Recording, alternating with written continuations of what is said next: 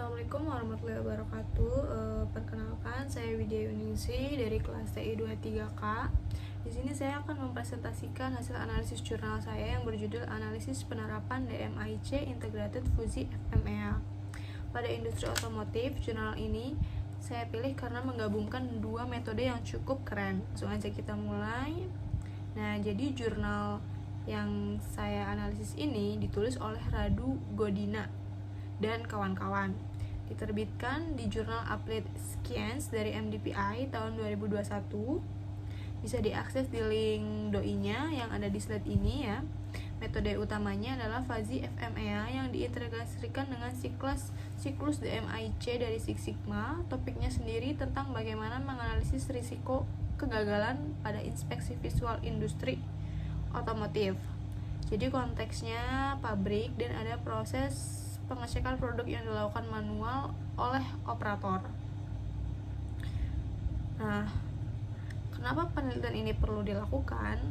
Jadi, konteksnya penelitian ini dilakukan di lini produksi injection coil 1 perusahaan otomotif multinasional. Data yang dipakai dari inspeksi visual selama Januari sampai Juni 2018 terdapat 270 potensial failure mode yang teridentifikasi. Selanjutnya diseleksi menjadi 47, lalu diseleksi menjadi 10 failure mode utama dipilih untuk dianalisis. Di sini masalahnya ada 4. Yang pertama, proses inspeksi visualnya itu subjektif. Artinya satu operator bisa bilang produk ini cacat, operator lain bilang oke. Hasilnya jadi nggak konsisten. Nah, yang kedua, keterbatasan FMEA klasik. Dia cuma bisa handle nilai numerik yang pasti, sementara penilaian manusia itu seringkali abu-abu, nggak hitam tapi juga nggak putih. Yang ketiga, ini adalah masalah tie RPN. Jadi 3 failure mode yang berbeda, yaitu loss rate, Higgsud C1 dan Higgsud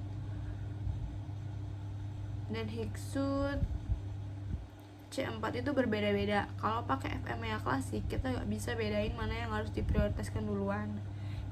Nah, yang keempat ini ada volume failure mode yang besar.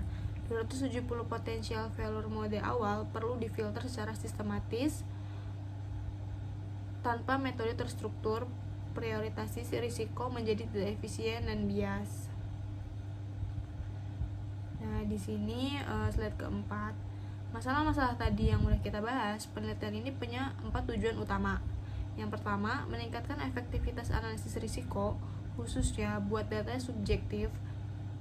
Yang kedua, membandingkan FMEA klasik versus Fuzi FMEA, yaitu menunjukkan keunggulan Fuzi FMEA dalam menangani data yang tidak pasti. Yang ketiga, mengintegrasikan Fuzi FMEA dalam DMIC. Menyusun kerangka kerja terstruktur yang menggabungkan kedua metode. Yang keempat, ada prioritas perbaikan berbasis Fuzi RPN, yaitu menghasilkan urutan prioritas yang lebih akurat untuk tindakan perbaikan. Di sini saya buatin tabel perbandingan langsung. Jadi kalau FMEA klasik dia gak bisa handle ketidakpastian data, semua harus nilai pasti, CRIPS. Sementara Fuzi FMEA pasti punya fungsi keanggotaan yang bisa mempresentasikan data yang ambigu atau samar. Yang kedua, ada nilai RPN kembar.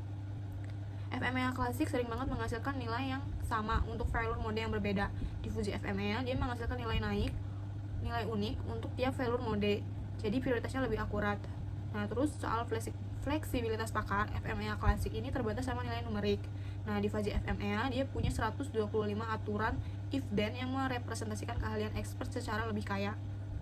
Dan outputnya pun lebih informatif, bukan cuma angka 1-1000, tapi ada label linguistik seperti important, average, no importance, dan sebagainya.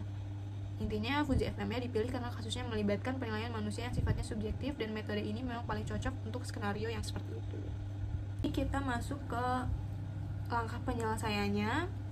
Metode yang dipakai itu adalah integrasi DMIC dengan Fuzi FMEA. Jadi ada 5 tahap. Ada define, measure, analyze, improve, dan control. Nah, untuk define ini di sini diidentifikasi dulu masalahnya. Dari 270 failure mode diseleksi jadi 47. lalu dipilih 10 yang paling relevan untuk dianalisis lebih lanjut.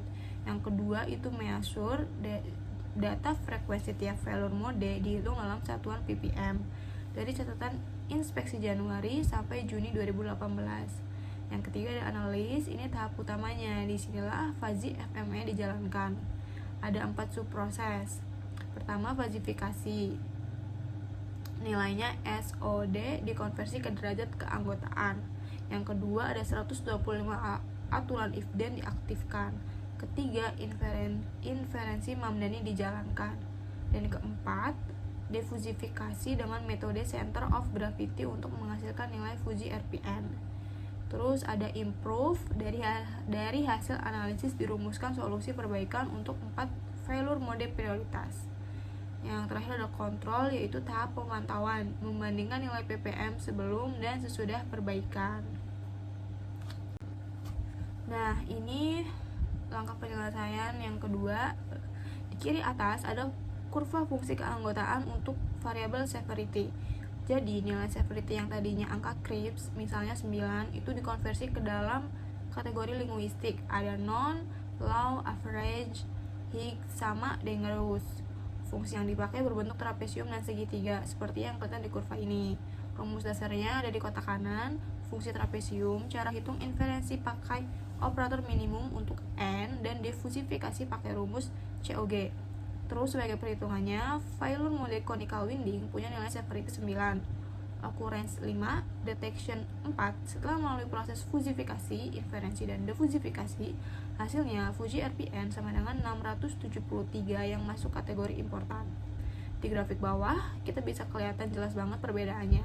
3 failure mode yang tadinya tight di RPN klasik 72, low street, Higgsut C1, Higgsut C4 setelah pakai Fuji jadi 513, 382, dan 366.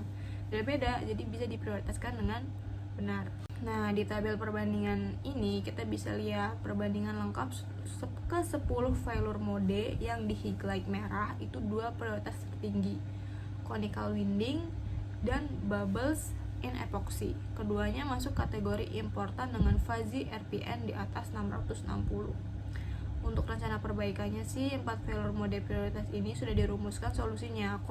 Conical winding, solusinya pasang sensor tegangan kawat, dan setiap perubahan konfigurasi mesin harus disetujui koordinator. Untuk bubble in epoxy, batas suhu mesin ditetapkan interval, overhaul dikurangi. 2 epoxy contamination, pembersihan mixer rutin setiap batch dari instruksi kerja operator harus diperbaiki. Nah, jadi kesimpulannya ada 4 poin utama. Yang pertama, fuzzy FMEA terbukti lebih akurat untuk data yang sifatnya subjektif, seperti inspeksi visual. Kedua, masalah TIRPN berhasil diselesaikan. Yang ketiga, failure mode yang tadinya sama-sama 72 berhasil dibedakan nilainya. Ketiga, 4 failure mode prioritas berhasil diidentifikasi dengan jelas.